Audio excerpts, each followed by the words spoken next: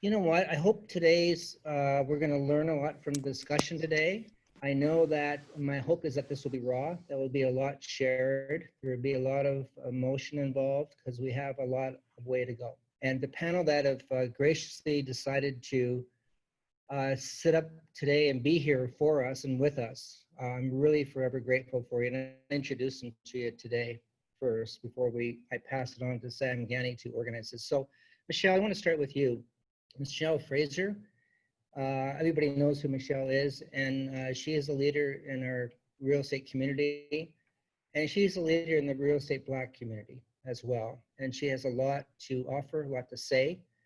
Some of it is very frank, which I love about Michelle, but we're going to have a lot of learning from this, and thank you for being here, Michelle. Charisse, where are you? Put your hand up. Charisse Agresti. Again, this started with a conversation in Merton. I've known Charisse for years. And again, there's a lot of learning I'm having just by talking to Charisse about this. I'm expecting more and more today. So thank you for being who you are, and thank you for contributing in your voice. And hopefully we can hear what you have to say today and help us along the way, okay? Robert Francis, I don't see you, but I know you're here, or you were here. Is Robert there? There he is. Hi, Robert. Thank you, brother, for being here. You're, again, a role model for many people, and a role model for many in your community, your Black community. And I want to listen to what you have to say today as well. I want to listen to everybody today. Natalie Lewin, welcome. Ansel Clark from Ottawa, one of our managers there. Ansel, thank you so much for being here and being involved with this. I want to, again, your voice is really important. Shannon Murray. Shannon, there you go, from Simcoe, and I've just met you. Formally. You're well respected in the community. You have a lot to say, I know that, and I'm so grateful that you're here today. Thank you for doing that, okay? And then we have Eric Scoblin. Eric, we want your impression, Eric, of what life is like. You are younger than a lot of us, me anyway. And obviously you're white, and you have a perspective on it that's very important that we want to hear. Mark and Celine Richards, you are leaders in the real estate community in the beach and in our company. And your perspective, your learning, your contribution, and how we conduct our lives is so important to hear. And the learning you're going to get to this, and the conduit you're going to be for other people, is going to make a difference. So, so that's our panel. I don't think I missed anybody. Gary Tate, are you there? There you go. I see you, the G-Man. That's why I missed you. I've known Gary for 100 years, it seems. You've influenced me a great deal, Gary, in our conversations over the years. I love who you are and how you are for your family and your friends. And I know there's a lot of pain and a lot of understanding that we have to do and learn from you today. So thank you for being here. I want your voice. I think that's it. I don't know if I missed anybody. If I did, I apologize. If I did, please tell me. I see Bobby in the background there. Michelle, there's Bobby. And I hope to hear your voice as well, Bobby, here. This is an important voice to hear, okay? So there it is. So my job now is to welcome you all, and also to introduce you to Sam Gani, who is going to be the host of our meeting. I love Sam. He's our regional director in Durham. Makes a big difference to my life and to everybody's life. He's a role model for a lot of people. So Sam's going to take it over from now and run it. And Sam, thank you. And there you go, buddy. Thanks a lot, Ken. I do think Steve actually wanted to say a couple points as well. Go ahead. And kind of go to you now. You got it. Steve, are you there? Tabrizi? He's muted, I think. There he is. Steven. There you go. Yes, I'm here, Sam. Yes, I am. I mean, Ken said everything. I think it's very important. Remax Hallmark, to my opinion, the leadership is a testament of the diversity and inclusion. We come from all part of the world, different background, different nationality, different race. And it's are we doing enough job? I think we learned for the last 2 weeks as much as we thought. Maybe we are doing great, but there are a lot more to do.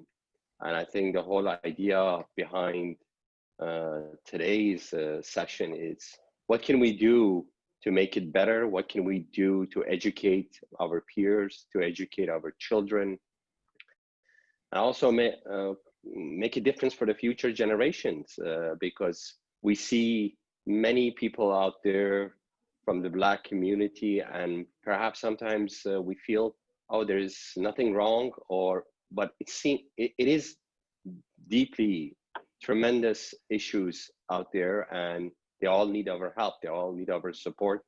And I leave it with the last comment that my daughter was really impacted. She said, I don't appreciate when people said we don't have this issue in Canada. No, we do have that issue in Canada, which we need to address it. Yeah. So I would love to hear everybody's point and whatever we can do to make sure that we make a difference.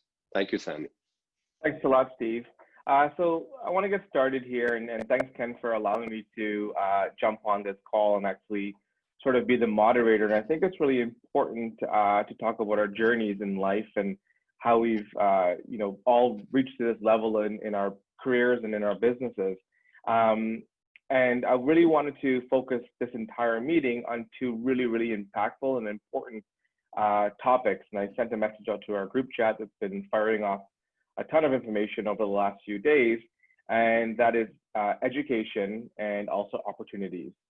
And when we go into education, it's educating the general public and also educating our realtors and our colleagues about people of color, our Black realtors, and realtors in general. And so everybody has a better understanding of how racism has played our lives a role in our lives, and how do we overcome this, and also how do we move forward from it. And then opportunities is how do we give more opportunities to people of color in the business world. Now, obviously, you guys can see me. I am a person of color. My background is Trinidadian. I'm from the Caribbean. I was born in Canada. My parents are Caribbean. They obviously faced a great deal of challenges growing up or moving to Canada as a new country. I'm obviously first generation. My kids are second generation Canadian. And I've had a crazy career so far and crazy opportunities that I've received through Remax Hallmark. I mean, I've been mentored. Deborah Baines held my hand for pretty much all of my career in real estate, and she's mentored me from the ground up, from when I started and going to management, and then even now it's more regional. So I wanted just to take 2 minutes and kind of give you guys my journey as a person of color within this company, and how I think we can do better as a company to give opportunities like how I received to other people of color as well. So I started at Hallmark as a recruiter. I was brought on by Deborah. I met with Deborah a number of years ago, almost 10 years ago, actually. And I started as a recruiter. Within the first 2 weeks of my role there, I said, shoot, Deborah, I'm getting my license. I got to make more money in this thing. So I did exactly that. And I met with Michelle Fraser. And Michelle said, Sam, I got to teach you how to sell real estate the grind way. So I did that for a number of years with Michelle, and then I turned around to Ken and Deborah, and Ken's always said to me since the beginning, we love you, Sam. You always have a place over here with us. Whenever you're ready, you come back. And I called Ken up and I said, Ken, I'm ready to come back. I have a young family, etc. And then I literally skyrocketed through the company, and it's happened so fast, and so many opportunities have been opened up for me personally that I never looked at it as a person of color within the leadership team until all of this stuff came to light.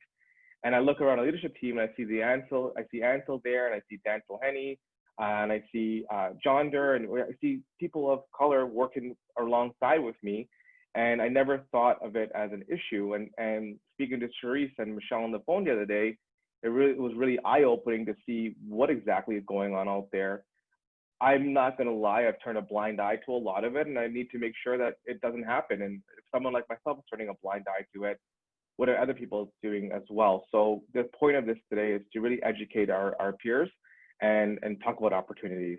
So I want to get started here, and obviously Ken has done a great job, and thank you, Ken, for speaking to the panel and explaining who everybody is on the panel. And we want to start off with a couple questions, and I want to address it to the panel, and then you guys can decide who wants to answer first. And I do have the questions here. I've actually created a PowerPoint presentation as well, but in order to see the entire panel, I think it's best if I ask the question, and I can also add the questions after. So one thing that's important is education and educating the everybody, and I've spoken pretty in depth about that. So there are a lot of terms going on right now, and I've seen it all over Instagram. We've seen it on Facebook, and that biggest one, even the 10 fingers, is called white privilege. So we have people of different races on our panel, and I want to know from you guys, what does white privilege mean to you? Anybody? Charisse, go ahead. You're yellow. All right. I think it's important to note that white privilege is not a bad thing. It's not a bad thing. It's you know, it's just, it is what it is. But I think it's important for white people to realize and acknowledge their white privilege. White privilege allows you to walk the street, go to school, converse with people without being judged for your skin color. So white privilege is not just that, it's also being able to speak freely without being looked upon as the angry Black person. You know, there's so many things that, you know, white privilege affords you as a white person, but as a person of color, it's just kind of like, why can I not speak my mind without looking like the angry person? Why can I not go to school without thinking that, you know, I'm going to get the best education? Or, you know, why can't I join a sports group? Or why am I not getting a job because based on my credentials and my abilities instead of, you know, color? So for me, white privilege is something that is something that we want white people to acknowledge that we don't have. And if they can just acknowledge that they have that power and help us to elevate our voices using that white privilege, acknowledging that you have it and using it to your advantage to help us fight racism. You know, it was, sorry, Eric, if you want to. No, you've already started, Mark. You know, when I was asked to be on this panel, I had a lot of sort of questions of, you know, why do you want me a part of this panel? And, you know, how can I add any value to this? You know, I shared my story with the people on this panel, and I brought it back from the time I was a little boy, you know, growing up, the communities that I grew up. And like Cherie said, I never had to worry about these things. It wasn't a part of something that I ever thought about, you know what I mean? I never saw race as, you know, a difference, and I never saw the privileges or the way that I could live my life unhindered is maybe the right word, and just never had to acknowledge or knew that. And when I started, you know, really diving into, you know, what those questions were, you realized how fortunate, you know, I was, speaking myself, of not having to have that extra complication in life. And it's not saying that I didn't have, or we didn't have, you know, different things that affected our lives, our, you know, our maturity growing up, all of that kind of stuff. But that was something that never came into play for us, you know, for myself. It was just not a part of what I had to grow up with. Eric? Yeah, Mark. yeah, great points, Mark. And thanks, Cherise, for kind of opening that up. It's never easy to speak first in this sort of thing, and I think you had some great points. I think one thing to keep, that I think is really important is that we, so I'm someone, without giving a huge amount of background, I'm someone that has understood my white privilege since I was a teenager, someone that's been around the Black community a lot as I grew up. That being said, it's something that regardless of how aware you think you are of it, you really aren't aware of how much it benefits someone like myself. I've never gone into a convenience store late at night and been fearful of confrontation or been fearful of the eyes on me. I mean, it's just something that unconsciously happens a lot in our lives as a white person.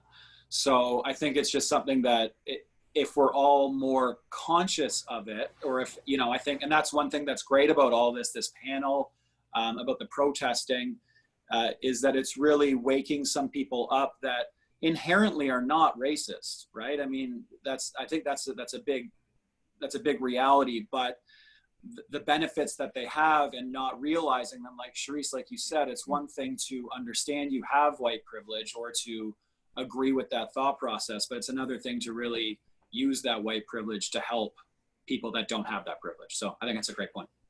And just to say again that white privilege it's not a bad thing, and it's not us saying that because you're white you don't have your struggles.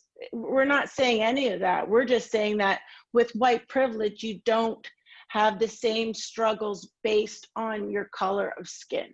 That's what we're saying. So I'm going to take this opportunity to jump in. So I wanted to know if anybody knows what do you understand racism to be? I'm just going to randomly ask Ansel, what do you understand racism to be?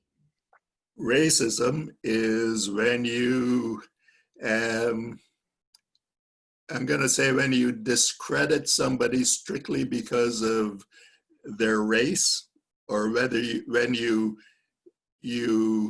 elevate yourself above them strictly because of the race. That's racism. You put them down only because of the color of their skin or the race they are, whether it be Chinese or Indian or black. If you determine that you're better than them just because of their color, and you actively do things that prohibits them from achieving their best potential, then that's racism.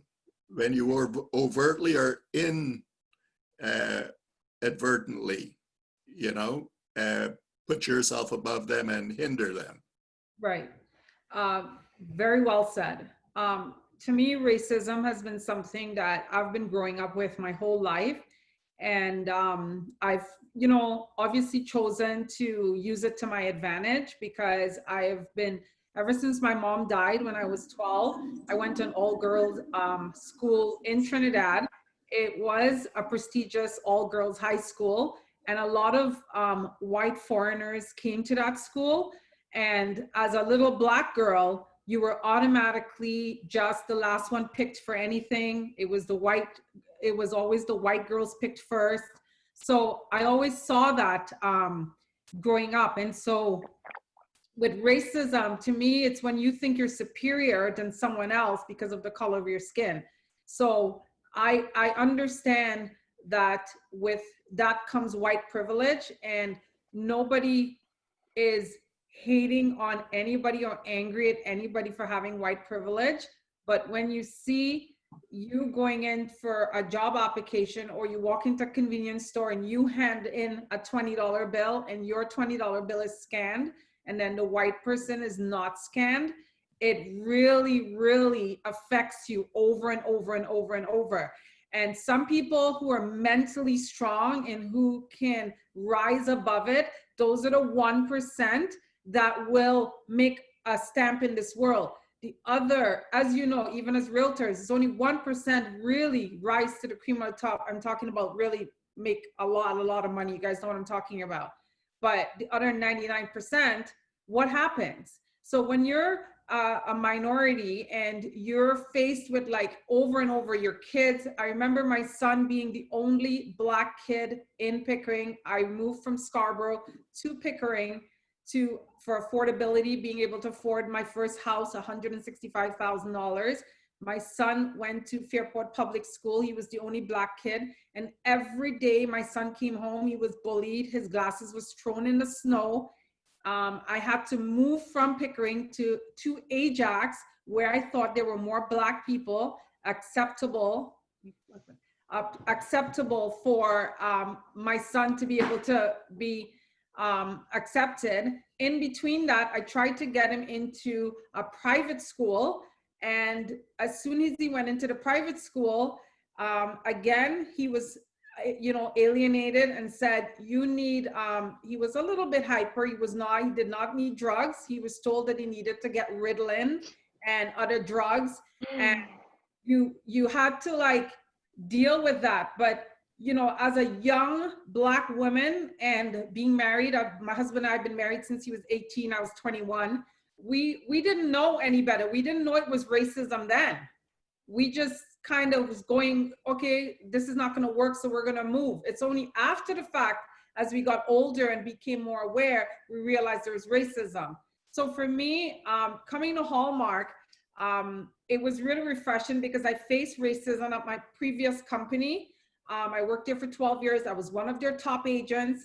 I remember going on the retreats and I was the only Black person there. And everything was like a clique. Oh, what are you doing here? How did you make it here? Do you sell to a lot of Black people? You must sell to all the Black people in Canada to do so well to be here. Imagine people saying stuff like that to you, and like they're clueless as to how much, they're stereotyping you and displaying their racism, leaving you to sit by yourself and joining their other friends.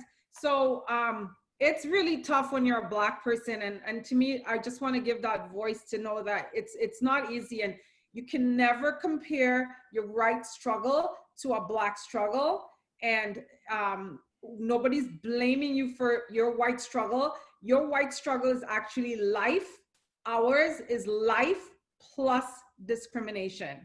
And that's the really tough part. Imagine you're going up a hill, and you and Mark and I are going up the hill, and Mark's given 50 pounds and I'm given 150 pounds to carry, right?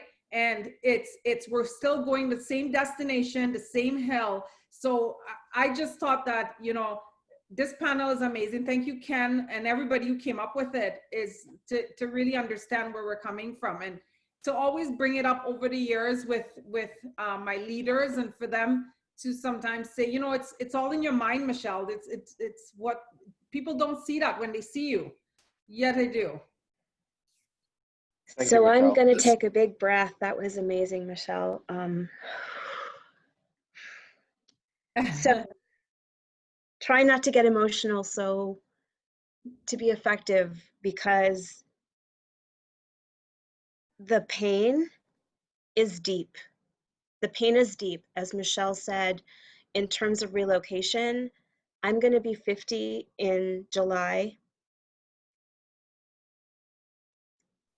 When this is what you faced your whole childhood, and being told that you're not enough strictly by the color of your skin, when you don't look at the world that way. When I was raised by a white mother and a Black father, so to us, it was not about your skin. It was, how are you as an individual? How are you as a person?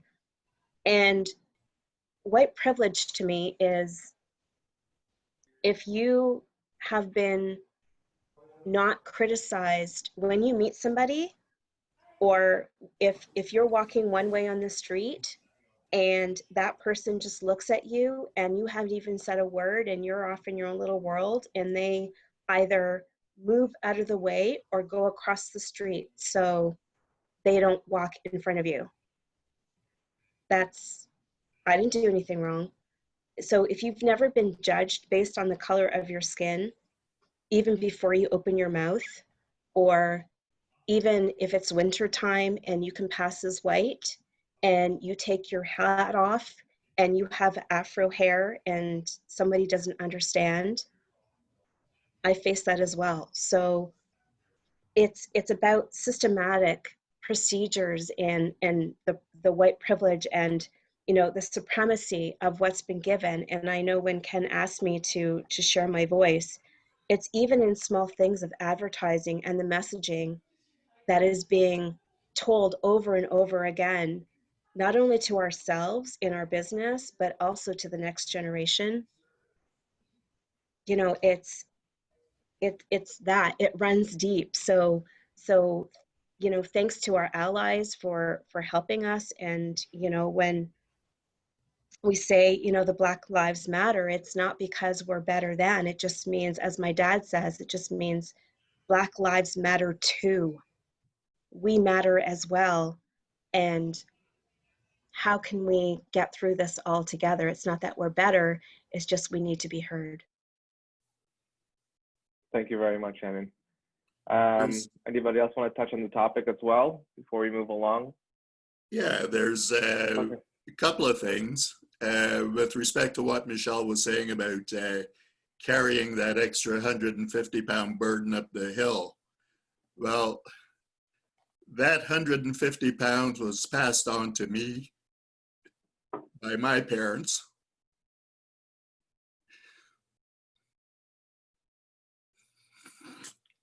And,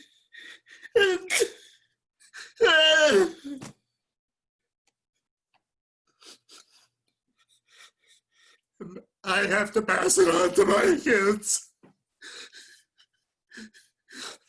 That's what you need to understand. That's how it works. You put the burden on them, and they have to pass it to me. And I have to pass it to my kids. That's the unfair part of it. You know, when your kids go out at night, you tell them to have fun, have a good time. When mine go out at night, I tell them to be careful. Watch yourself. Don't do anything wrong. Stay out of trouble. You know, it's a different world for us. And you need to understand that. This topic, obviously, brings up some pain with me. Because I've been here in this country since 1966. It was a lot worse then. It's gotten better, but it's still not to the point where I feel comfortable telling my kids that it's all right, you know? Mm-hmm. I'd like to add something to that. With COVID being an issue and, you know, social distancing and wearing a mask out in public, the first thing that I thought about having to wear a mask out when you're going out is specifically for Black men, because now all of a sudden they're masked and they become even more fearful to so many white people out there. So the first thing that I thought of is, how are white people going to look at Black men now? Because Black men, as a Black woman, I know we have a hard, but our Black men have a really hard time because they're looked upon as a threat. So when you put a mask on them where they're just trying to protect everybody else in case they have it, they're now looked at an even greater threat just because they've got a mask on. And these are the things that we need to think of. You know, I don't have kids, but I know what Ansel's talking about with all the don'ts. Don't do this when you go out. Don't do that. Don't drive with loud music. Don't, you know, stay out of trouble. Don't, you know, don't even test a police officer if they talk to you. Just comply. Don't do this. Don't do that. And when, if you're a white person and you tell your kids go out, have fun, you'll probably say, go out, have fun, don't come home late. You don't have to worry about all the other things. So, you know, when you see someone like Ansel saying, like, you know, it's passed on, this 150 pounds is passed on from generation to generation, it's no joke. It's no joke. I would like to, go ahead, Natalie. I'd like to add, thank you so much for your share, Ansel. It's touching. Like, who would think that in 2020, I have a nearly 16-year-old and I have to be sharing exactly what Charisse is sharing, talking about. Don't do this. She's nearly 16. She's lippy. And every time she's lippy, I'm like, you can't go outside and be lippy with a cop. You could lose your life. You can't be lippy with your teacher. She comes home telling me stories. Mommy, I did this. I got in trouble. My friend did this. She's the only Black kid in her school, and nothing happened to them. And it's heartbreaking at 20 that I have to say, Kayla, don't wear a hoodie. Kayla, don't wear your backpack. Kayla went to the grocery store, Yonge and Eglinton, and was asked to search her bag. Why? She's a regular kid. She has her receipt, but she called me from the store saying, they're asking me to search my bag. And why do we have to raise our kids like that? Why do we have to raise our kids like that in 2020? As a realtor, going and knocking on doors, it's funny the reactions that you get when people are shocked, like, who are you? We don't want what you have. And they're shocked that you're even a realtor. I remember my first deal, Bowmanville, and I had to do an offer. And let's say 7 o'clock presentation. I'm dressed. That's another thing. You always dress like you're going somewhere. I can't get away with wearing jeans and a surf shirt to go do an offer. But 7 o'clock, this lady knows that she has a realtor coming to her house. I'm dressed. I'm professional. I have my card in my hand. She opens the door. She sees me and says, I don't want what you're selling. She yells at me. I asked her 3 questions, like, oh, are you selling your house? Yes. I don't have time to deal with you right now. Oh, well, I have a presentation. No, I don't have time to deal with you right now. I'm like, I'm the other agent that is supposed to be here at 7. And she was dumbfounded. She never expected that, oh, I didn't expect a black real estate agent. And these are things that we go through regular. And it's hard to even speak to our leaders about that because they don't have any clue. It's like, Natalie, that's in your head. And it's like, no, this is not normal. If I were white, that would not happen. Thank you, Natalie. Thank you for sharing that as well. I always thought growing up when I got pulled over or searched, it was normal. I didn't think anything else, honestly. I just thought that was a normal thing to do when you got pulled over, got followed by the police. It was part of growing up, and I never ever questioned it. And obviously, all this comes up later on down the road, and you're like, oh, shoot, it actually did mean something. But growing up as kids, you never ever think about it. So when you talk about your daughter saying that, she's going through the same thing that many of us went through growing up as well. Here's the thing, Sam, is it's not even something that happened to us when we were children. I've been in Barrie for almost 20 years now and raised my children here, and I've done a lot in the community, and it's not a secret that I'm a realtor. And even a few years ago, I was pulled over by an OPP officer while my white ex-husband passed out drunk in the vehicle for a standard routine stop.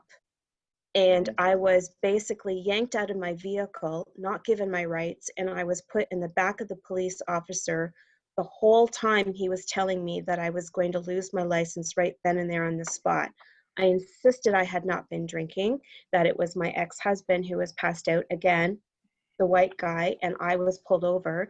And even as he did the breathalyzer and I blew 0, he still continued to keep me in my vehicle, in his vehicle, for an additional 20 minutes while I sobbed and tried to find other things and continued to say that I was going to lose my license. And I said, I'm a mother, I'm a businesswoman, I need to have my license, and for no cause, and kept me there while he was trying to find something, just as intimidation and control. No, it's happening for sure. Thank you very much, everybody who chimed in on that one. Just for I know we can continue talking on the same topic for a long period of time, but in our precious time here is moving away from us. It's already 1:40, and I kind of want to get across a couple more questions. I don't think we're even going to have time to finish it all, But I really do want to get across a couple more educational-based questions so that people can really understand the struggles and whatnot growing up, and in general as well. So another question, it's going to be a pretty heavy question as well, and I think a lot of you guys can relate to this. And one of them is that some people argue that racism is not here in Canada as it is in the United States. Can you tell me if you agree or disagree with this? Disagree. I disagree. Disagree. Anybody else here? I disagree. Yeah, I completely disagree. Yeah, it's I very think prevalent here. It's very passive-aggressive in Canada.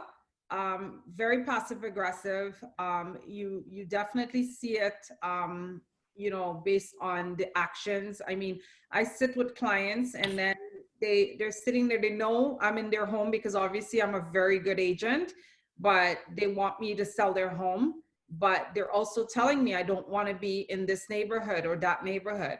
And because they feel that their kids are going to be exposed to, you know, different languages, you know, they want their kids to be doctors and lawyers, and they don't want it to be affected, and they want to make sure that they move their kid to the right area where the better teachers are and the better schools are. And I know for a fact, based on I have 3 kids, obviously, in the system. And I know I had to move my kids from to private school to a Christian private school, just to be, to give them a fair shot. Like, that teacher's gonna stay back and help them. They're gonna be helped with their homework. They're going to let me know when they're dropping the ball at school. I wasn't able to be in the public system because of that, because my kids were Black, and I had to always pay for private schooling for my kids. Henceforth, I had to always work harder. All my kids went to private school until they got older and they wanted to go into the public school system because they felt like they were ready to face the world. And my daughter said, you know, Mom, you can't shelter us forever. I want to go to a public high school. But that means I had to work so much harder to be able to afford that.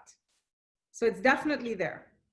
Yeah, and even taking it to the real estate, you know, adding to what Michelle had to say, you know, dealing with people coming from the metropolitan area and moving here to the Simcoe area, it's very interesting to me, the conversations I've had with some clients going, well, we want to relocate and get Jimmy out of this area because of XYZ, and we don't want that community because, you know, then they're being heavily influenced by their culture. They're moving into this neighborhood, and now suddenly we're losing our culture. They don't say white culture, but they say we're losing our culture. And the most particular ones that I love the best are, I'm not racist, but, and then they continue ... And then they want to move to this area because there's not as many minorities, or whatever their reason is, because of how the systems and processes are in the school. And it's that closed-mindedness in the community. So that's the experience that I find from a business point of view. Mm-hmm. I think it's an unconscious bias as well, because even sometimes I have friends who are talking to me, and they'll make it very clear when I meet them at awards or different events. They'll be, oh, well, my best friend is Black, and I have Black runs in my family, you know. I have by marriage, and so my kids are biracial. And like, if you're not racist or an unconscious bias or whatever you want to call it, like, why do you have to talk about it? If it's normal, it doesn't need to be enhanced or talked about. It's just going to be very normal. Like, that means it's no big deal. So for me, if it's no big deal, then you're okay. But if it's a big deal, if it's in your mind and you're raising it in your mind, then you need to examine yourself and say, you know what? I have, you know, a bias. I want to just turn it over to Bobby. I'm going to put him on the spot here. When I met this guy, he said to me, when we were talking about marriage, he goes, I don't want to marry a Black woman. I want to marry a white woman. he can explain. Well, I guess, well, first off, I want to thank everybody for sharing their own personal insights with regards to this whole racial social injustice thing that we're all experiencing. My own personal experience growing up, I was born here in Toronto. My parents are West Indian, they're from Jamaica. And I lived in Jamaica for a short period of time when I was younger, but when I went to school here in Toronto, and at every level of schooling, I was practically the only Black kid in the class. So I endured, the N-word every day, and had to take it. You know what? I just learned to just live with it. It was just sort of a part of my life. I accepted it because what else was I to do? If I rebelled, I'd get beat up. The only Black kid, right? So, but I want to flip the switch a little bit. In my neighborhood where I grew up, there was a lot of Black kids, but I went to an academic school, and most of those Black kids went to vocational schools, which were of a lower learning. But I would get racism from them because I'm dark skinned, and a lot of the light skinned kids would call me tar baby. Going to school, they'd call me the N-word and whatnot. So I was kind of getting it from both perspectives. I was kind of looking at it, here my own Black people are calling, they're making, to me, racial slurs. And then the white kids were doing the same thing. So it's like, where do I turn? The Black people are against me and the white people are against me. So I was like, I just felt I was by myself. No problem. That kind of hardened my heart. Hardened my heart in a sense that I just felt that, you know what, Bobby, you're on your own. It's out there. You just got to deal with it and just make the best of the situation. Now, I ended up when I left junior high, when I went to high school, my first year, grade 9, again, same scenario, only Black kid in the class. After that year, I left and I went to a Black school, Lamoureux. A lot of Black kids, probably 60% Black kids in that school. That didn't do any good because I didn't even go to class and whatnot. So I went from an academic school, all white kids going to class, doing well, to an all Black school, hanging around, not doing anything, right? So long and short end of the story, I never finished high school, but went straight into the workplace. I was 18 years old, met this lady, and for us, the rest was history. But I just learned to deal with racism because I had no one to mentor me or to show me the reasonings behind racism. I just really learned a lot about it at an adult age. In fact, like in a world of information, ignorance is a choice. And I think that everybody has an opportunity to really learn about themselves, the human race, their own race, other races. People should take the time to do that because the hurt that we're putting out there, it's painful to a lot of people. Now, for me, I just learned to take a lot of pain because I've learned it from an early age and whatnot. So me personally, I don't use it to hold me back. As Michelle said, I kind of use it towards my advantage. If I have to draw the race card, I'll draw it. Well, you don't want to listen because I'm Black? Oh, no, it's not that. I go, okay, we'll sign him. You know what I mean? So I kind of twist it in that way. But at the end of the day, the underlying thing of this all, that we really do have a serious problem in society when it comes to race. There's definitely inequality for Black people as a race. And how can we educate though? I think the only way we can have any kind of reconciliation is for everybody, all races, to have an understanding, a real truth understanding of Black history. Because in schools, they don't teach you Black history. They teach you white history. Yeah. Right? They teach you all of these white guys like Sir John MacDonald and Simcoe and all these guys are great people. These guys are slave owners. I don't want to hear about slave owners killing black people. I don't want to hear that. But this is what they're teaching our kids in school. This is what they're teaching me. And I didn't know that it was wrong until I grew up and I had to dig and search and research and learn all these things. I'm like, wow, you know, I didn't know this growing up as a kid. And then let's imagine our kids today, even my kids, they're all grown. They went through that same school system that I went through. So what I think white people need to understand is that white people and black people have systematically been lied to by the white supremacist system. Both have been lied to. They don't want average white people to understand black history, and they don't want black people to understand black history. And the less we all understand it, then it's easy for the average white person to say, oh, just get over it. You know, well, what do you, that was 400 years ago, get over it. You know what I mean?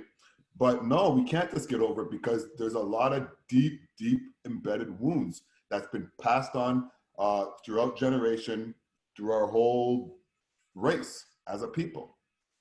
So in order to answer Sam's question, in terms of education, knowing the history of Black people and letting your kids know so that when they can pass it on to their kids and they can pass it on to their kids, so that when they come up against, you know, they see something going on. They just had something where Damon Dash, who's from Shark Tank, walked into a store on Wall Street. He put on like a Rasta wig, and the salesperson was being prejudiced, and people were in the store and did nothing or said nothing to defend him and say, I can afford the $600. The salesperson walked over and said, this is a $600 suit, you know, like he can't afford it.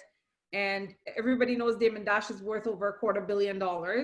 And so, but he obviously didn't know that. But I think for us to see when we see something happening, to kind of put our finger on it and the pulse and stop it. And regardless if it's a sale or, yeah, we can get a sale or we can get a moment in time where we don't feel like, oh, it's not going to matter, nobody's going to know, but you're going to know, right? You're going to know, and you have to live with it. Because I could tell you, one of the things I pride myself on is never lowering my value for any amount of money or anything or anyone.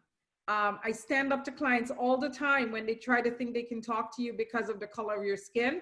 I guess that's why I'm so outspoken and so strong. And I guess over time, I've gotten so tough that I'm not that scared little girl anymore. So I stand up, and, you know, standing up gives you such a valuable, like it's better than that, you know, $4 million sale. It's so valuable when you stand up for someone, and you can go to sleep at night knowing that morally you did the right thing. Well, you empower yourself. Yeah. Right? It's called the power. Question. Can I oh, go ahead, Mark. No, please. After you, Gary.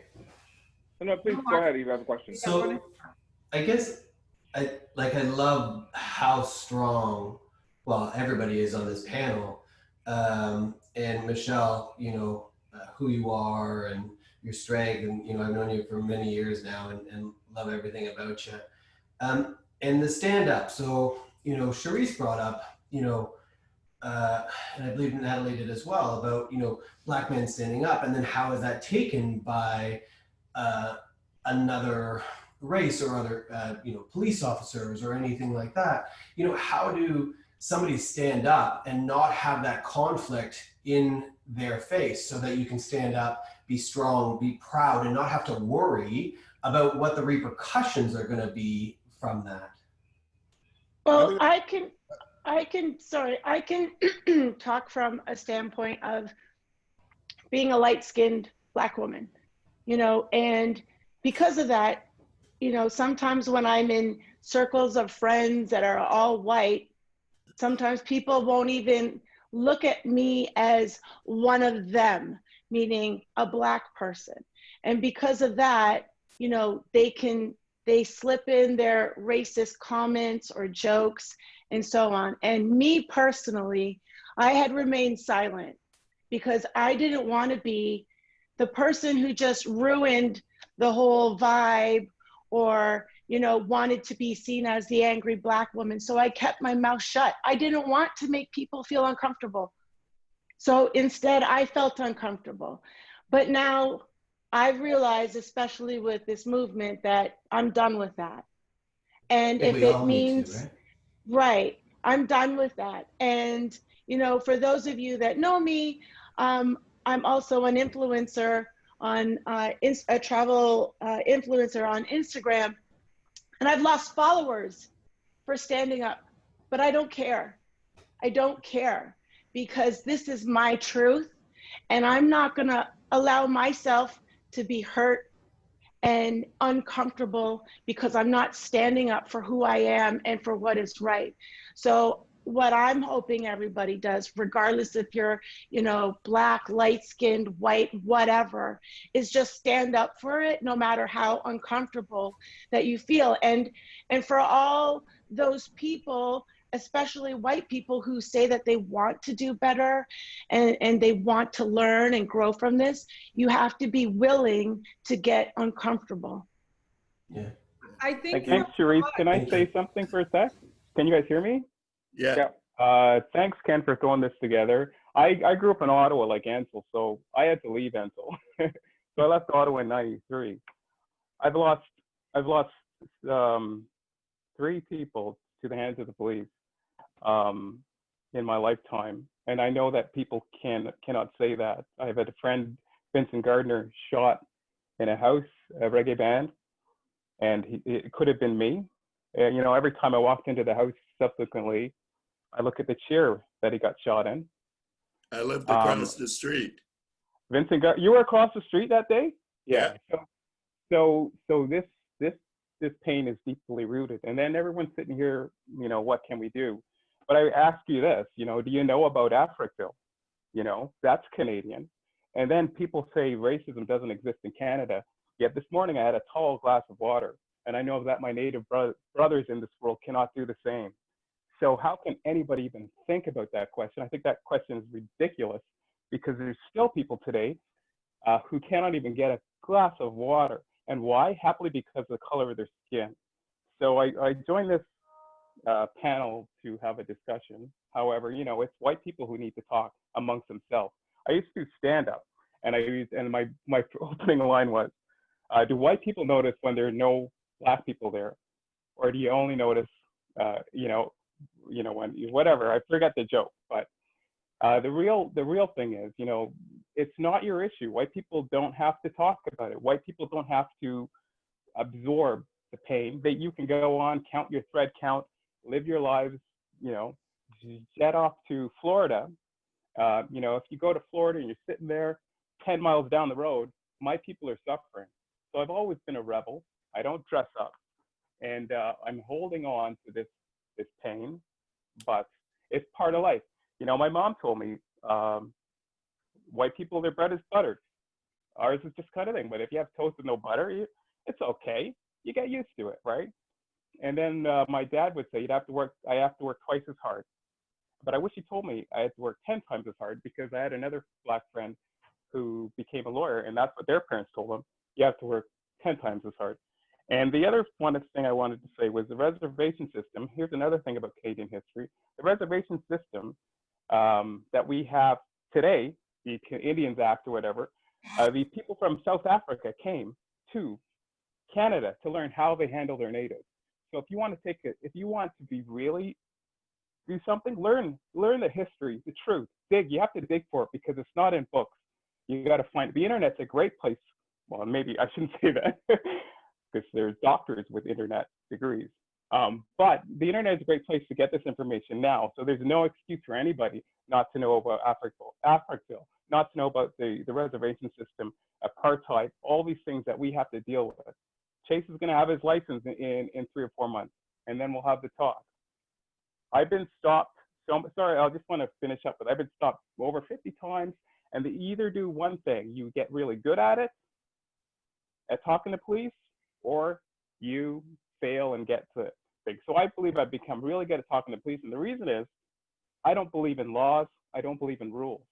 So, and I finally understood why people get like in an altercation with police, because they believe in rules. They believe in justice. There is no justice, so I just let it all slide. So I don't get upset. I just tell them what they want to hear and let me drive on. Thank you. Thanks, Gary. Before we move along here, Celine, you want to say something? Go ahead. Speak to Bobby's point and Gary's point about education. And, you know, as being part of this panel, I asked my kids, we have a 14-year-old and 11-year-old girl. And I asked them, like, tell me about what you've learned. Tell me what you've been taught in school. And, you know, they focus on 30 years of history about the Underground Railway and the way that, you know, different communities have been discriminated against. But Canadian history has done a really great job of erasing about 2.5 centuries of our history of slavery. And I've made it my mission to educate myself and educate my kids and learn from all of you. And I'm shocked by my own ignorance. I'm shocked by how little my children know, and they're in a very open liberal school. I'm shocked by how little information is readily accessible, and how I'm digging more and what I'm learning. And the more I know, the more I'm deeply, deeply disturbed. And I thank you so much, everybody, for allowing us to be a part of this, because my eyes are open and they can never be shut again. You know what, Celine, thanks for sharing, because that's exactly how I felt. Dove into the research of Black history and slavery, and it's painful. It'll put tears in your eye, but you know what though? It'll humanize you. It'll humanize you to the point where no human being should be treated like that. Whether black, white, purple, but nobody. And when you see these things, if white people were to see these things that have happened, as I said, if that doesn't humanize you at all, then your heart is of stone. Yeah. I don't know some of the things that even my Black friends don't know when I'm having conversation. It's like Black babies were used as alligator bait in the late 1800s and early 1900s. I don't know how many people know that, but they would put out ads, and if you had no money, you were given $2 if a baby could be used to bring the alligators. You were guaranteed to get your baby back. Because these huntsmen were good shots, and all they wanted was to get the alligator out of the water. So don't worry, you're going to get your baby back. It's going to be $2. And these are things that when you Google it, you'll see it's in history books, it's in museums. They have the ads, they have the tags, Negro hunting permits. I put that on there. I mean, if you can ever imagine, Mark or Celine or Eric, imagine somebody hunting your mom or your father, and knowing it's just unimaginable, right? Like you can't. It's legal. And it's legal. Imagine somebody is allowed to go out and hunt you. It's and treat you like you are not human, like you are another animal. And that's the thing, I think, the core of the looting. And I put that video on there and let people see, like, if we start educating ourselves and educating our children, then they will be able to, when they see it happening out there, because that police officer that killed Floyd 18 times, 18 complaints, and nobody did anything because they weren't humanized, so they didn't care. But if you or somebody who's educated had actually fought it all the way up and risen up the ladder, then he wouldn't have been in a position to control the other 3 police officers, even though the other 3 officers maybe for a moment had a moment of doubt. One guy said, turn him over, but he didn't push. He just wanted in his own conscience to say, I said it. And that's the difference between pushing forward your line of conviction or just letting it slide. Don't feel like you have to say something just to be politically correct and just appease the masses. Making a difference is actually making a difference. And I love this panel because I feel like, we're going to go home and we're going to be a little bit more conscious. Is it going to last forever?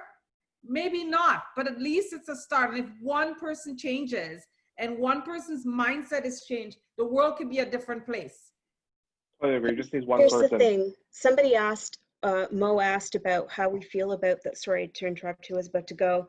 But this is what I feel most passionate about with this whole situation is, would we be having this conversation today if it had not been witnessed and recorded on video? And I'm going to say, nope. No, we wouldn't. You know, that guy probably would have continued to go. And the fact that there were witnesses telling that person to stop, and the fact that there were 3 other officers witnessing it, and one of them wasn't even white, it was an Asian as well. So what is that? Then we're talking about a whole other different thing about the blue privilege, because the police officers have this code. So if we're going to talk about change, let's change that friggin' code, and let's start from the system, and let's start from the system up, and let's work our way down. And that's with our government. No offense, but I don't think that anybody has the right on whatever government level to speak about what I, as a Black or a mixed person, is going through if you have white privilege. I think what you should probably do is work and have more versatility, diversity, and everything on your panel, so you can speak to your masses of your constituents. So you can speak to your Canada, the multicultural Canada as a whole. Number one, it starts from there and works its way down. So please don't tell me as a woman, as a woman of color or mixed, what you feel that I need to do, because I can't relate to you and you can't relate to me. Number one. Number two, where is it coming from? My daughter and I had a conversation the other day. She said, you know, Mom, I didn't, like, you raised us like this way. We didn't even think about it from kindergarten to grade 3. It was in grade 3 when other people told me that I was different, and I didn't know otherwise.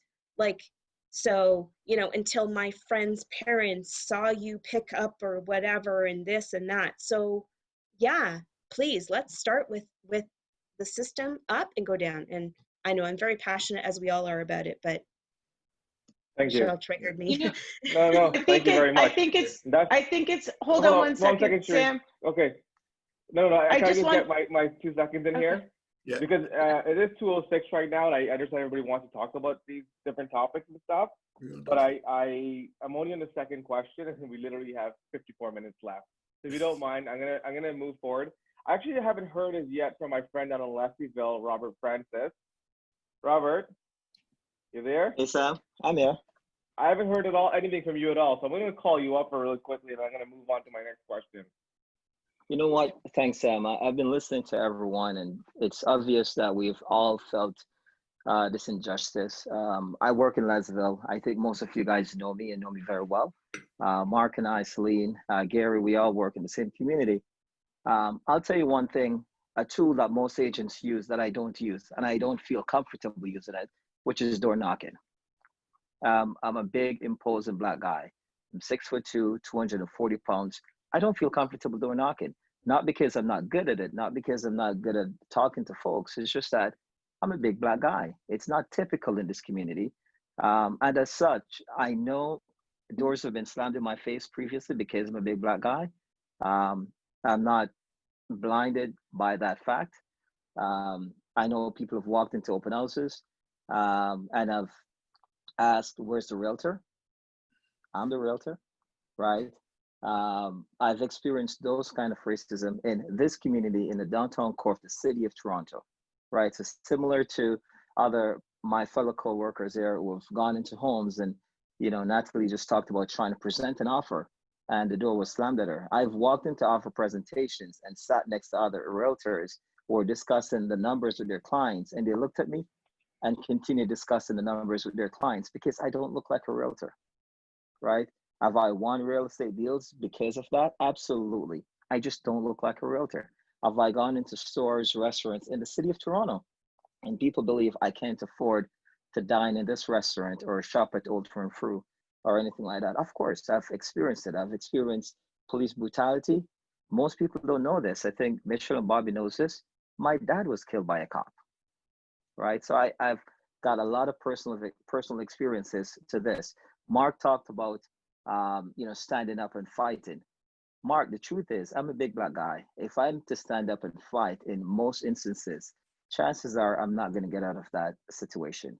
a tiny white lady standing up and fighting, she will walk away from that circumstance. I'm not going to, right? And I think that was a That's a big fact. position on how I said, how do you do it? How do you do it when there's already fear of going forward with it? Do you know what I mean? The only way you do it is if you've got 15 people behind you. You can't do it alone. If I'm to stand up alone with 5 people, if I see some injustice in a Black crowd, chances are I'm going to be very fearful for my life. I'm a big, imposing Black guy. As far as they're concerned, I'm an angry Black guy, similar to what Sharice and Natalie and all of my other Black counterparts said. It's not an easy situation. And people talk about, well, racism doesn't exist in Toronto and Canada, not as it is in America. It might not be as blatant as it is in America, but don't kid yourself. It exists, and exists just as strongly here as it does in America. To that point, I just think that, exactly what you said there, it does exist in Canada and it does exist in America. Americans are just more vocal about it, whereas Canadians sit back and smile about it. I think it's proportional. Are we going to wait for riots to come here to make a difference? That's it's escalating in the States. That's how bad it's getting. So that's why we need to do something now. Because when, look at what's happening. They're rioting everywhere. And that's how the only way they feel they can be heard. So if we don't do something, what about our children and our children's children? Are they going to have to live through riots and their properties being destroyed for people to stand up and listen for it to go across 12 countries? And I think somebody said it perfectly. They said, it's passive racism, and all forms of racism have to stop. And whether it's passive or active, it is still there and it has to be dealt with. Right. Mm-hmm. Thank you. Okay, guys, question number 3. There's going to have to be changes in the laws, and I think that's where the focus needs to be, is what laws are affecting Black people as a society and oppressing them, because really the law creates the system. Mm-hmm. So, the great thing that's happening now, because Shannon mentioned that, if it wasn't videoed, this wouldn't happen. But I actually disagree with that, because countless Black men have been killed on TV. I think COVID-19 is the blessing that happened. Majority of people have been at home. They've had time to be sitting and on social media or whatever they're watching, and they're inundated with this injustice. And they don't have to go to do their nails, go to work, drop the kids anywhere. They have the time to focus on that. And so now, which I think is amazing, is that now white people are talking. We're having this conversation, this uncomfortable conversation, but now it's happening. And so racism, to me, and actually racism is a power structure. I can't be racist if I don't hold the power. And so the people in power now that are now having to say, let's have this conversation. How can we move forward? These conversations are happening. Last Sunday, I walk every day. I walked in Lytton Park, one of the top neighborhoods in Toronto, and I overheard a white lady on her phone talking that, I have white privilege. And I know that I can start doing something. There's things that I can implement that can start to bring about change. And I think that's where the conversation starts. I think government has to be involved, obviously, but it is the people that hold the power in corporations, in our job, everywhere where there's a power structure, they have opportunity to start implementing change. And thankfully that these conversations are happening. And I'm actually very hopeful that we will start seeing change. My daughter in her 40s, I don't feel like she's going to be having this conversation that we are all having today. Mm-hmm. If I could just add very quickly to that, I think that this was just the catalyst because like you said, this is what makes a difference now to what's always been happening throughout history. And yes, granted, with COVID, we're all here, so it's in people's faces. But I think for the white people to step up, I'm sorry, I don't like to segregate anybody, but that's just what it is. So, it's just I think that this was the catalyst, and the fact that it was videoed, I think if it wasn't videoed, what probably may have happened in the news was just another headline. And I think it would have been bypassed. Yeah, but I That think was my social media is changing things. I think people are drawing their phones out faster than a Wild West gun. Yeah. It's like now, it's like your phone, you don't need a gun, you have a phone now. So if you see any form of anything going on, people are pulling out their phones and recording. That lady in New York that called and said the black guy, because she said leash your dog, that incident. I mean, because he knew automatically programmed, take out my phone as I'm telling her to leash her dog, and look how that went viral. Another lady in a gas station just told a Mexican lady, go back to your country. Again, another person's recording. And that simple video went viral. And so people are becoming, I think our phones and social media, yeah, I'm going to be taking out my phone. I'm going to be taking out my phone and recording everything I see. I think Thank it's you, also Michelle. important to note that what Michelle was saying, that the woman in Central Park, she is Canadian. She is Canadian. Yeah, she's so Canadian. It just goes to show that Amy Coopers of the world, it's all, and it's everywhere. It's not just in the US, it's in Canada. Exactly. Right. Thanks, Sharice. I was actually going to say, Sharice, I feel totally bad for cutting you off earlier. Please say your piece, but thank you very much. I don't mean to cut anybody off, but you know, I'm trying to moderate this thing as best as possible here. We have a lot of high energy. So the next question that I want to ask, and it's going to be another sort of open-ended question, is many white people or Caucasian people are afraid or reluctant to say the wrong thing. Eric, you can chat in a second. Let me finish this question. Or do not know what to say. How do you address this? Now, for instance, before we get to the question, I'm often asked, and I'm sure you guys all get it too, and I actually hate this question when people ask me this, where are you from? I'm Canadian. Well, what's your background? I'm Canadian. Well, where are you from? I'm Canadian. I get it all the time, and it sucks. But people automatically assume that you could be 5th, 6th, 7th generation Canadian even longer than that person asking the question, but because of the color of your skin, they automatically assume you're not from Canada. Eric, you want to go chat? Yeah, this was something when you throw these questions to us. This really hit me. This question, I'll admit, when I was invited to join this panel, I was like crazy honored and super nervous about it. Right? I mean, realistically, whenever I'm around my friends of color, whenever I'm around my Black friends, I find myself in a heightened situation. Like, I don't want to say the wrong thing if we're getting a little bit casual or anything like that. And I think one thing that I've learned over the years is that, and I don't want to sound like I'm generalizing necessarily, but from my experience, like, I'm just going to say, like, really try. If you try, Black people will notice that you're trying to be on their side. You're trying to say the right thing. You're trying not to say the wrong thing. I've found that, in general, in those experiences, I've had people that are very understanding. I'm going to give a quick story and not give absolute details, but bottom line is, this is a story with Robert Francis and I hope he doesn't mind that I mentioned this. Yeah, thanks. Bottom line is, we were both in an open house together and we were chatting. We were having a great conversation with someone from the public. And I said something stupid. I said something unknowingly, it came off, and it was basically directed. We were joking around and it was directed towards Robert. And it was a racial comment that I didn't realize until it came out of my mouth. And it stuck with me for hours. It was really eating at me because we were in the middle of a fun conversation with a potential buyer, and we certainly didn't address it in that moment. But I couldn't let loose of the fact that I had said something inappropriate, and I sent him a big long message apologizing and saying that I need to take that certain verbiage out of my vocabulary, and I really apologize. He couldn't have been more understanding. He knows who I am as a person. We're friends, and it made me feel a lot better. So I guess all I'm saying is, maybe to other white people, like, if you show that you're trying, I think it's going to go a long way. That's basically what I have to say about that.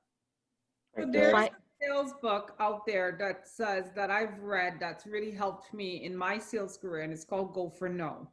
And when you put yourself on the other side. Unless you say the wrong thing, how are you going to learn? We can never all be in the right place saying the right thing. So I think it's okay to say the wrong thing. I love when people are, you know, they're sitting with me and they're asking questions. And if they say the wrong thing, you never know something's right unless it's wrong, and you don't know something's wrong unless it's right. So it's okay to say what is right or wrong. I think you just need to speak up. And I am okay with you saying the wrong thing, because that's how I feel I get an opportunity to show what I know. And I think it's okay. I said lots of stupid stuff. Sorry, I was saying I said lots of stupid stuff in our chat and Michelle, because like I didn't, in my head I was like, white privilege. Well, like, and I said, like, I worked my ass off. I never was given a damn thing in my life. And Charisse, you really eloquently described it. You said, yeah, but if I'm working my ass off, am I getting where you got? And the answer is no. Yeah. And so by me saying stupid shit, like I worked my ass off, why, you know, I learned, right? So I think, you know, I, like Eric, like you said, was nervous, and I'm trusting the forum, and I'm trusting the panel, and I'm trusting you guys to call me out on it and educate me. And I'm so grateful that I have this opportunity to have these conversations, because like I said, now I know, right? I think, can I ask you, Celine, how did you feel when you said that, and Charisse responded and I responded? How did you feel at that moment? Did you feel like, you know, kind of humbled to be able to learn, or were you upset that you said the wrong thing? I'm just curious what emotion was going through. I wasn't upset. I think I went into like a defensive thing in my head, which is like a go-to for me normally anyway. But to notice my reaction, right? To notice my biases and my unconscious stuff, and to gotta go, like, at first it was like, well, yeah, but, and it's like, no, Celine, shut up and listen. Like it is different. It's not the same. It is different. And so that's the opportunity that this has afforded me, is being able to stay stupid shit and learn. And I was really proud of you, Celine, for like coming out in that chat and saying something, because you know you're putting it out there, and you said, I don't know if I'm gonna say the right thing, or you know, I don't want to sound stupid or ignorant, but like Michelle was saying, that's how we learn and grow. So it was by no means an attack. And I really appreciated you saying that, but I wanted for you to see it from another perspective, which I believe you have. And that's how, and us sharing that here on the panel is hopefully helping other people to realize that too, because we need to realize that racism is not something we're born with. We're taught. Everybody is racist, no matter what color. You have racism in you because this is what society has taught us. Bobby was saying, you know, the Black community has like called him like, you know, the N-word and this and that. And yeah, even in the Black community, we hate each other. As a light-skinned woman, I'm not Black enough. I get, you're not Black. And I get it from the white people, you're Black. So it's like, I'm sure Shannon, you can agree with me. It's like, okay, where am I supposed to fit in here? I get, if you're an N, why do you have blue eyes all the time, right? And like, is that supposed to be a compliment? Really? Yeah. But to your points, where what we can do is be beacons and provide safe places for people like the Celines and the Erics and the Marks of the world to be able to come to us so we can all be allies together. And I know personally what I've been trying to do on my social media is not be that angry Black woman, but provide resources and education like Netflix and books and readings and and to continue to be that leader that people look to me for and that make me feel good personally. And so many people have given me that feedback and said, thank you. I sat down with my husband, we watched this, and just to be that resource, you know. And even Ken, when we were talking, when he asked about me being on this panel, he said, I never thought about it. I never, you know, because I love everyone equally. I never thought that this is what my people, you're my family. He said, I never thought that my family was suffering. So if we can be those beacons to what Sam was asking, and just continue to be the leaders, that's what I'm trying to do anyway. To be approachable, to be peaceful, to be loving, and Martin Luther King Jr.'s words are in my head every day, that I want to try to approach this with love and patience and hope, carry hope, because if we don't have hope, then, you know, where are we? And one last thing before we go is I look at this as my last two failed marriages, that when we were both fighting, we're both trying to be heard. So we're yelling and screaming over the other. I'm better, you're better, my point is better. And I find that if I calm down and try to approach it with peace and love and education and support, then people feel safe to approach me and ask. And I just Very wanted much. to say one more thing about what Shannon was saying about providing resources with education. And this is where I applaud you, Celine, because you've been going out there on your own and finding information and getting educated. Please don't rely on people in the Black community to give you resources and links to information. Go out and find it on your own. This is what we have had to do because it was not taught in our schools, like Bobby was saying. So take the initiative to go and do your own research. And yeah, you could ask some Black people, like, what do you think? Or do you know anything? But also take it upon yourself to teach yourself, teach your kids. Don't rely on other Black people to direct you where to go. Okay, Eric wanted to say something. Thank you. Yeah, Eric, go ahead. I thought about, from what, I mean, we're seeing a lot of stuff in media and social media coming from all different parts of different communities. Like, I guess the point that I want to make is I'm seeing a lot of people, I've had conversations with people that are saying, oh, did you see Karen posting all this information about Black history and systemic racism on their story? Fuck yeah, go on, Karen. Like post that shit. I don't think anybody should be like bringing anyone down for talking about these issues. And I've been seeing sort of like, it's almost like a like don't hate on anyone for being woke. You know, I guess that's what I'm trying to say. Like, if somebody wants to get out of, if someone wants to get out of their comfort zone. Woke, I like that word, Eric. Right? Everybody's, I feel like everybody. He's doing his education. He's learning. He's doing his job. Go, Eric. Hey, come on. I mean, I'm not, anyways. Yeah. That's, I guess what I'm trying to say is like, let people be woke, right? Why not? Yeah. I think we got cut off, Robert. Yeah, I had a conversation with Eric before this today. Actually, really good one. And, you know, we talked about exactly, really, really good one. I think we talked for 45 minutes or more. We talked about what he had said at that open house in front of another Caucasian couple, right, Eric? Yeah, I'm not necessarily going to repeat what we said, but one thing we all should remember, Black, white, you know, Asian, from all different races, is that we all have our struggles. The Black struggle is a real struggle. It's a real struggle for a very, very, very long time. I've got a 2-year-old son, and I'm not scared for myself. I'm more scared for him than anything else. I'm really not scared for me. I'm scared for him. I'm scared of not knowing how this is going to play out. I'm scared of not knowing the change this will all bring about. But one thing that's most important, and I read Mark Richards, and I read Celine's, I read Cherie's, I read a lot of the commentary on the panel. You know, we all have struggles. We have to respect each other's struggles.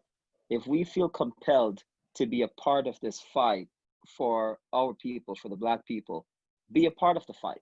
If you don't feel compelled to be a part of the fight, whether you're racist or not, you don't have to be, right? We're calling on folks that feel compelled, that believe in this fight, that want to be a part of this fight. to help us to effect change. That's what we want. Just change. We don't want anything more than the next guy. We just want to be able to live, to drive down the street, to go to a restaurant, to be pulled over and get a ticket from a cop because we did something wrong, versus getting a ticket from a cop because we're black, or getting arrested because we're black, or because we shouldn't be driving the vehicle we're driving, right? Or we shouldn't be traveling as much as we're traveling because where we getting the money from? Are we drug dealers, right? That's what we're trying to fight. We're trying to fight to effect change. That's all we want. I might downgrade my car when Chase starts driving just to keep him safe. One thing I wanted to say was Colin Kaepernick is a perfect example. So he took a knee 4 years ago, and all of a sudden he was ostracized. And the NFL is great. Oh, great for the NFL. What they really need is pay Colin Kaepernick 4 years of his lost salary and apologize to Colin directly. And none of that's happened, and none of that ever will. I'm an optimist, but I think that we have to wait for these people to die. I have to wait for Trump to die, and gradually things will change. So, I'm old encouraged habits die hard. I'm encouraged by the generation that I see right now fighting for change. I think they've learned. Young people. All young people out there, and it makes me want to cry when I see white people. When I grew up, I only saw black people fighting for rights, and now I see all these young white people, and it just moves my heart. And I want to thank them. I'd hug them if there wasn't COVID, but Jesus, man, they're the change. So it's hopeful to see so many young people out there fighting for things that are true. The truth is an offense, but it's not a sin. That's a Bob Marley line. Yeah. I think, okay, go ahead. In terms of education and what we could do as a company, I feel like we can have, like for Celine, like in the beaches, I mean, you mentioned there it's like a predominantly white neighborhood. That is an awesome tool that you have to educate that forum. And like even during Black History Month, just maybe doing something in terms of educating the community out there. Having a speaker come over and having a movie night and having a Black movie on that shows about Black history I think is really powerful tools that we can all use. Even Hallmark, having these forums more often and being able to like invite applicants of different races and color to apply, being very specific that we are welcoming that, I think is a good message that given, because I remember when I came to Hallmark, I had quit, I don't know if anybody know this, but I had quit real estate for 2 years. I was burnt out and I went back to Trinidad to find myself because I hated real estate. I hated my phone. I hated people. And when I came back, I just had to start all over. And when I met Deborah, she called me like 10:30 at night. What a recruiter. I was like, 10:30 at night. And she says, we'll set up an interview. And so I remember her saying, I was just telling her, I wanted to get to the next level. And she said to me that, your broker is taking you as far as you can go. And sometimes in life, we have people that have taken us as far as they can take us. And we have to look for other people around us for us to grow and to take us to the next level. And that's what I think this panel's doing. This is an opportunity for us to get to the next level in our consciousness about what's going on. So when I came here, the passion and support that I've gotten from these guys, I never felt like I was Black. I just felt like I was a person that they were vested in, that they saw my heart and they saw that I had the passion and I had the drive, and they were like, we're gonna put some engine oil in this engine. And that's the reason I am today. So I think we have an opportunity as a company to encourage other minorities and other people. And I've seen them doing that. Because I remember, I would never think Hallmark would come out to Durham. I was like the only person out here. I was like, oh my God, they're coming out to see us Black people out in Durham. And to know that they came and they're making changes, and I'm seeing all the different, because when I started Hallmark, it wasn't like that. And I feel so empowered that I'm seeing change in this company. So I'm feeling like if we're doing it, we can send a message out there, and we need to continue with these forums. We need to have movie nights. We need to educate. We need to do whatever we can do. And every little bit is going to go a long way. Thanks a lot, Michelle. Obviously, Hallmark does love Durham. I'm on here too. Don't forget about me.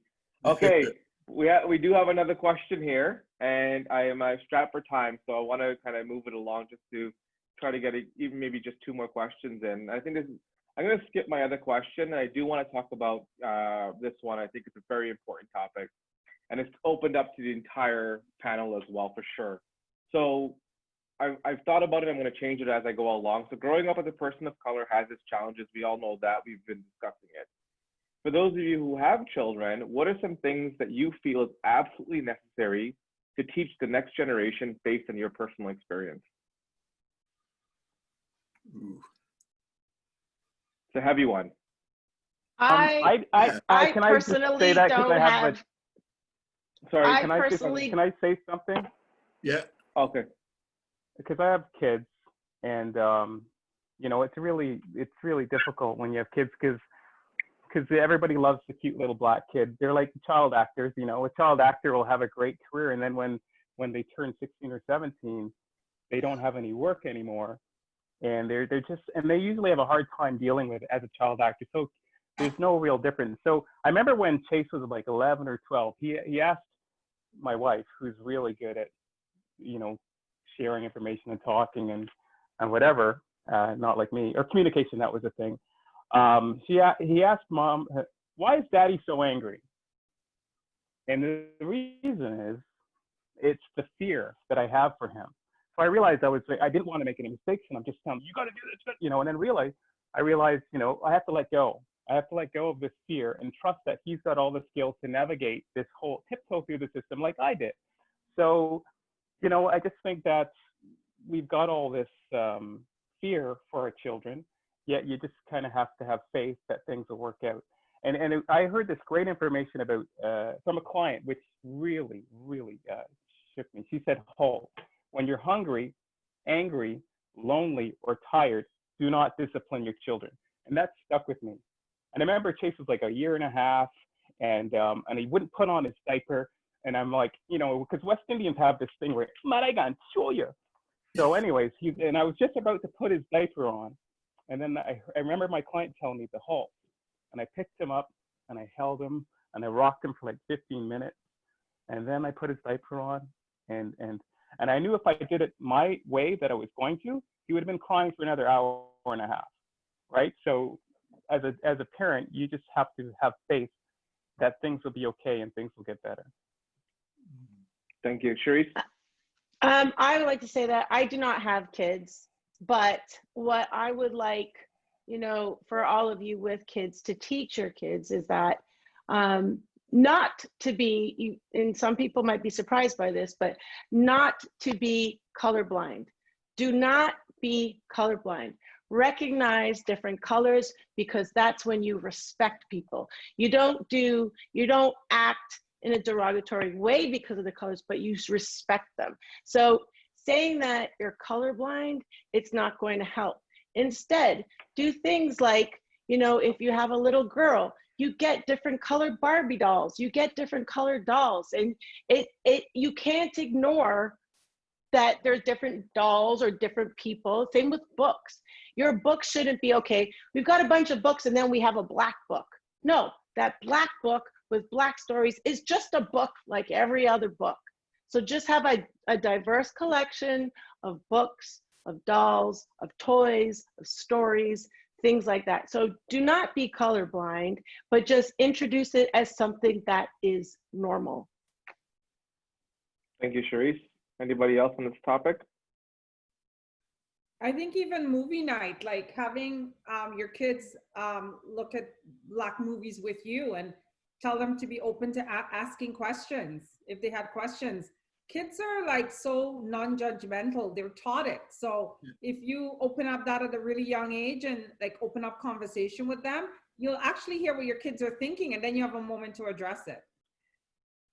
And I think it's also important to realize that racism is not necessarily taught from parents. It's from society. It's from the TV shows we watch, the commercials that we see. So even if you as a parent are not racist and you're not teaching, you know, racism to your kids, you have to be mindful of what your kids are getting outside of your home. I think it's the other part of it is conditioning. We're all conditioned by society, by our parents, by movies, by everything. And if you look at the way our society treats blacks and whites, everything that's good is white and everything that's bad is black. That works on your mind to say, oh, you're black, you're bad, or you're white, you're good. You know, the Lone Ranger wore white clothes. You know, whatever it is, angels are white. Jesus was white, even though he was born in Africa. You know, all these things. So they're conditioned by society and by just everything around them to think that black is bad.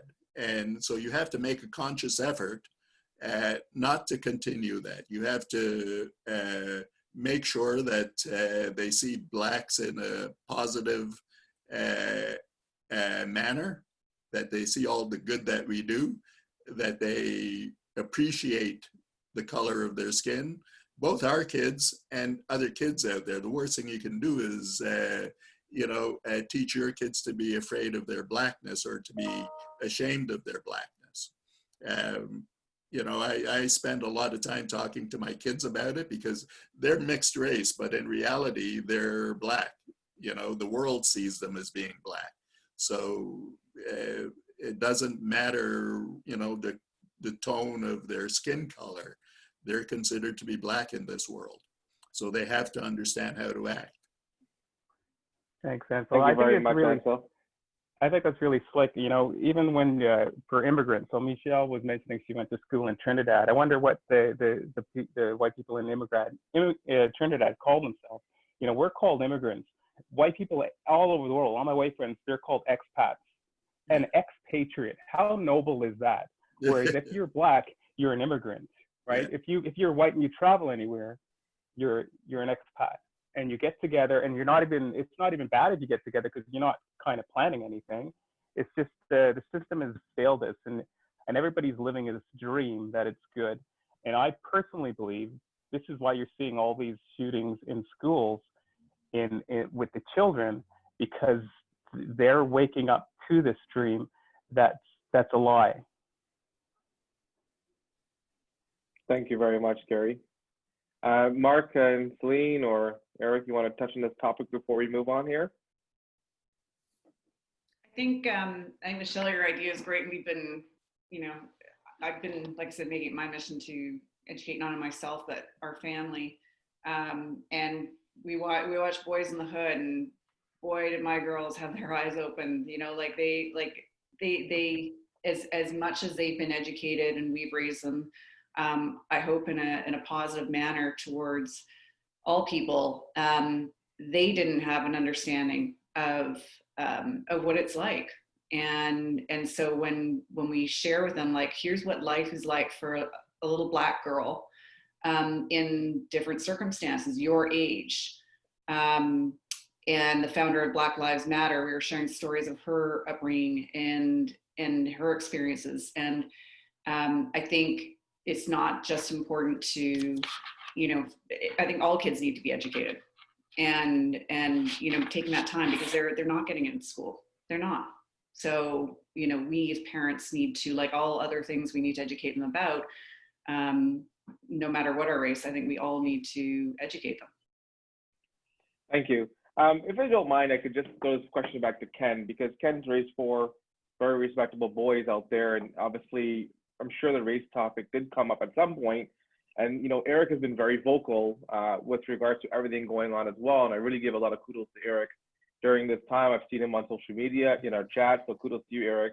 And thank you for being so vocal about it, Selena, Mark as well. And Ken, you as well, you've obviously taken a pretty strong stance with this. And, you know, you have 4 boys out there that you've obviously had to have these conversations with as well. Yeah, there's so much. One of the things I remember, years ago, my twins, were probably 7, 8, 9, I don't know, like that. And my good friend then and my good friend now, Desmond Brown, you guys might know him. And they were saying to me, it was Anthony or Paul, Dad, you know your friend that he's a guy that you play baseball with. They were just, and I couldn't figure out who they were talking about. And they were going on and on and on and trying to relate something that would get my memory to say that was Desmond Brown. And I finally, they said something, the guy that came over here the other night or whatever it was. I said, you mean Desmond? Yes, Desmond, that's him. But what hit me so strong was that never once did they say, Dad, do you remember that black man? They didn't describe him as a black man. And it sticks with me till today that they never went, we didn't raise our kids that way. We raised our kids to be accepting, and we're accepting of a person, what they show you in life. That's who they are. And they knew Desmond as being this great guy, and he is today. And so I was very proud of them as I am today. But the other thing that hit me after when we first started doing this, having conversations, was that it hit me, I think Michelle and you and I talked about this, was that the subconscious bias that I have, that I didn't even know I had. And that is, it's so strong. It says really that subconsciously I am a racist. I'm not a racist, of course. I don't see myself as that, but I am privileged. I am whatever. I have that pathway to success that many of you don't have just because of the color of this.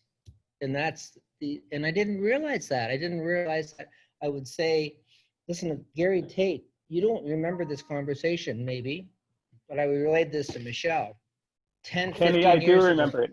And I know what you're going to say. You're going to say when you invited me to go to your cottage, right? Well, I don't know. Can I? So I remember being up in Gary's office at PAPE, and I don't know if this was 10 years ago or whatever, it doesn't matter. And Gary said to me, I'll paraphrase because I don't know exactly, and I'm not proud of this, but I'm going to tell you anyway. He was relating to me how tough it was to be a black man in this business. And my way of thinking at the time was just get to work and make it happen, or shit like that. I don't know if you remember that conversation, Gary. And there's more words that we had, but it was basically get over it. My attitude was, you know what, you can rise above it. I have friends that are stupid stuff. I have friends that are black and they're doing fine, and it's like ignorant stuff like that. And I'll never forget it. And I talked to Michelle about that the other night, how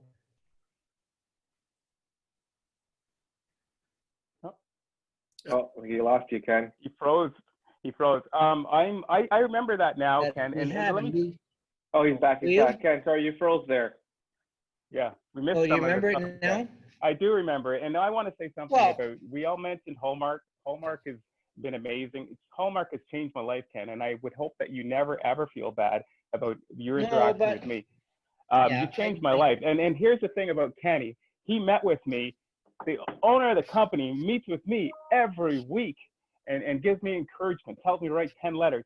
And to the point where I start feeling guilty, like, shit, man, this guy's coming in the freaking office and meeting me every week just to make sure I'm okay. Yeah, and you are a hero, and you've helped so many people. Yeah. And look at your panel, and we're all successful because of you. Yeah. And Bosley, I went into Bosley, and they turned me down. So I walk out, I met Keith, and Keith goes, "We're great. You just got one more step, Gary. You got to go meet Tom." I go meet Tom, and Tom tells me, "You're not the kind of person we're looking for." I walk out onto the street, almost got hit by a car on Bayview because I'm in shock. I'm like, this is real estate. Who doesn't get hired in real estate? What is it? So I'm like in shock. Sandra goes, "Go to Remax." And I'm like, I don't want to go to Remax. I want to work for a small company. She goes, "Go to Remax." And Remax, Hallmark, has changed my life. So bless you. Still, in saying that, Ken, the fact that he said that, that was ignorant, to be honest, because it's very easy for somebody to, I've been told that, and it's not that easy. And I appreciate Ken saying that and recognizing that, because that is real. So yes, subconsciously he did help you, but in saying that, he's recognizing that he didn't understand the problem. Yeah, and that was my, and Gary, I love you, you know that. I appreciate you saying those great words, and it means a lot to me. My point I want to continue with, though, is that there is that subconscious bias we all have, as white people perhaps, maybe as Black people, I don't know, you have to speak to that. But it's the perception of how I default to a certain thing without even knowing about it. And what has happened in this last week or so is that that was an aha moment for me, that I actually do that and I didn't realize it, and I am biased. I have a, you know, walk down the street and there's a couple Black kids walking towards you, I'll go across the street. Not that they're evil, but that's the subconscious bias, that type of thing.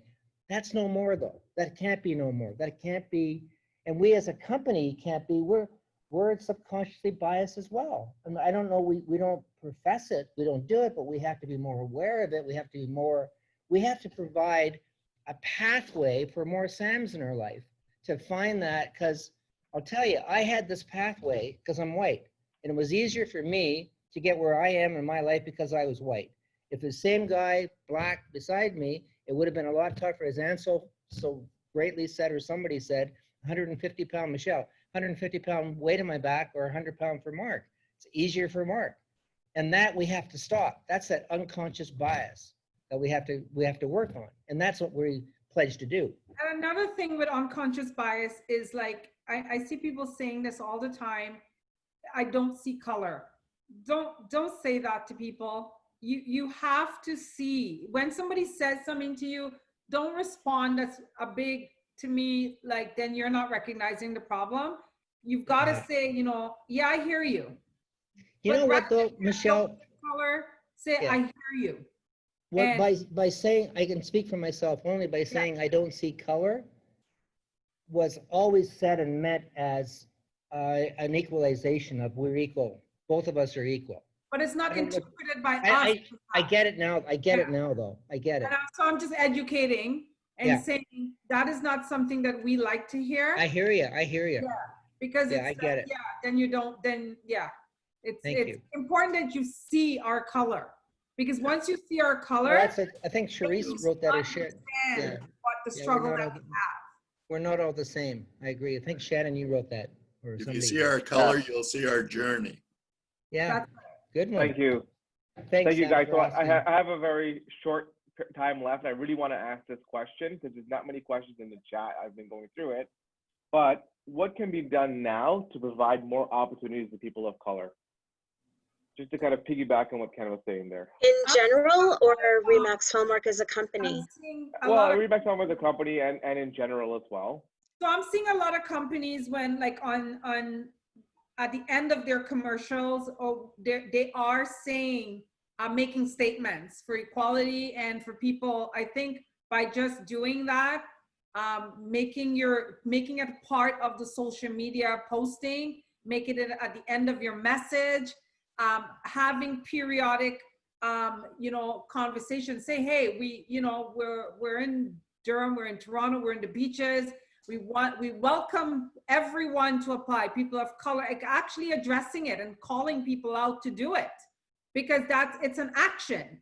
That's an action, because people don't, when you're generalizing and you put up an application, we of people of color don't think you're speaking to us. So I think by specifically saying it, you know, I think that you're calling us out. And if we don't take the opportunity, then it's on us. Yeah. But you've done your part. I think phrases like equal opportunity employers and like that. Yeah. I think this is a great forum. You've done something that no other real estate company has done. So that's the start. That's making everybody within the company know that we care and that we're committed to some sort of a change, equality. So it just has to keep going. You just have to keep engaging and informing, and wherever you see it within the company, if you see anyone exhibiting signs of racism, then you have to speak up. You can't ignore it. You have to speak up and say, no, that's not permitted here. Yeah, you may not see it and know it, but everybody in our leadership group is here listening. Yeah. And they're not lit up or anything, but they're here purposely listening. Yes. And that's critically important. They need to be here, and they are here. Right. I think people need to. I think people need to realize that this is the new norm. There is no going back to normal. Yes. That's old. That's done. The new norm is now stepping up, speaking out, being inclusive, looking for diversity. There is no going back to normal. This and speaking up is the new normal, and it has to be something that's done every day. I keep saying this over and over to anybody who listens. This is not a trend. It's not a hashtag. It's not going to be over in a week or two. You have to make this every part of your everyday life. And it can happen, because I remember the first time COVID hit and I had to do like a virtual appointment. Oh my God. I was like, I can't use my hands. If they don't like what I'm saying, they're going to shut their laptop. But now I'm doing every single one of my appointments virtually. I have not entered someone's home. So I was so scared to do it. And then once you get over that initial, it's like, man, I'm like a racehorse now. Every appointment, I'm like, no. We're a responsible company. We care about COVID. Send me your home pictures. We'll do a virtual tour. It's a Zoom meeting. And people are going with it. So I think everything is possible that we want to happen. And I'd like to add as well, sorry, Eric, is I know that I mentioned this earlier, but in our advertising, because I mentioned this to Ken, when I was doing listings, and if you take a look at even our COVID brochures in the Dropbox, the standard photos, except for one, they were all white, young families, couples. And can we please change our stock advertising for one is one of the biggest things that I noticed. I was offended, but I didn't say anything. So that's on me. I just didn't use the photos. I used my own. And you know what? Thank you for bringing that to our attention on that. It's, and you did tell me, thank you. Yeah. And then I just added in the chat, maybe there's a committee or something that we could, maybe come back again and revisit in a few months. Well, we have or a something. lot of powerful people of influence, and I hope you know that from our point of view as the company and the leadership, we are not afraid of this. We are behind it, in front of it, anywhere we want to be on it. So let's do it. Let's make a difference. And this is not the new normal. I really appreciate it, because in addition to, like, Steve texted me privately, and not only do I have the racism, but like my other colleagues, we're also women. So we get the double edge where, it's working in the investor field that I do, a very male dominated industry. So, being a woman, being a female, and being a person of color. So thank you for listening. Yeah, great stuff. One thing I want to quickly say, this, to answer your question, Sam. I think another important thing is support Black business. There's so many amazing businesses in Toronto that are owned and operated by Black people. And I think, it's honestly not that hard to find either. There are a lot of different avenues to search to find great Black owned businesses to help support people that have, obviously we're talking about hiring people on it. That's more of a team real estate conversation, but every single one of us that's listening to this, and every single one of us that's a part of this panel today, could buy lunch or go, hire a photographer or do whatever by a Black owned business. And I think that's big as well. Thank you very much. So in closing remarks here, as we wrap up, thank you guys, all the panelists who came out and spoke.